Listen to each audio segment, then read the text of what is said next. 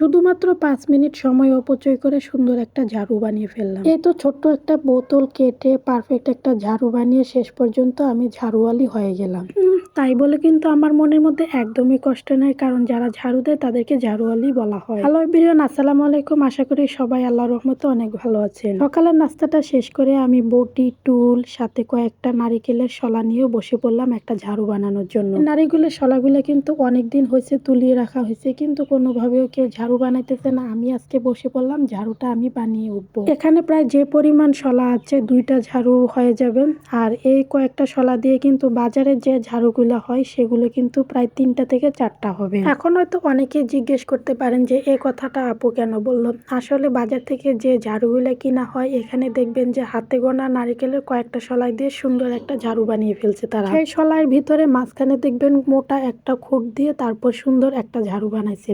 আর ওই ঝাড়ুটা কিন্তু অনেকটা ফোলা থাকে, এই জন্য কিন্তু ওইটা 100 টাকা বিক্রি করেন। আর বাড়িতে বানালে কিন্তু এরকম ভাবে বানানো হয় না, পর্যাপ্ত পরিমাণে নারিকেলের শলাই দিয়ে তারপর কিন্তু ঝাড়ু বানানো হয়। আর যাদের বাড়িতে নারিকেল গাছ আছে তাদের কিন্তু ঝাড়ু একদমই কেনা লাগে না। তো ঝাড়ু বানানোর জন্য আমি ছোট চিকন দেখে একটা বোতল নিয়ে নিলাম, আর বোতলটা প্রথমে আমি কেটে নিচ্ছি। এটা কিন্তু প্লাস্টিকের বোতল, কাচের বোতল দিয়ে কিন্তু এই ঝাড়ু সম্পূর্ণ হবে না। তো আমি বোতলটা সুন্দর করে কেটে নিলাম, 2 সাইড দিয়ে কেটে ফেলে দিব। আর মাঝখানে যে সমান অংশটা আছে সেই সমান অংশটাই শুধু আমি নিয়েছি বোতলের। এখন যে নারিকেলের শলাইগুলো আছে সেগুলো আমি এটার ভিতরে ঢুকাবো। একটা সময় আমাদের বাড়িতে নারিকেল গাছ ছিল না, যখন অন্যদের বাড়িতে নারিকেল গাছ ছিল তখন অনেকবার কিন্তু নারিকেলের পাতাগুলো চাইছিলাম যে বিছানা ঝাড়ু দেওয়ার জন্য ছোট্ট একটা ঝাড়ু বানাবো, তবুও কিন্তু কেউ দেয়নি। অনেকদিন চাইছিলাম কিন্তু কেউ রাজি হয়নি, সবাই শুধু বলতো যে ওদেরই নাকি হয় না। আলহামদুলিল্লাহ এখন নিজেদের বাড়িতে নারিকেল গাছ হয়ে গেছে আর নিজেদের বাড়ি অনেক নারিকেলের ঝাড়ু বানাইতে পারি। আর এই যে এখন নারিকেলের অনেকগুলো শলাই আছে কিন্তু কেউ বানাইতেছে না, কারণ সবার ঘরে ঘরে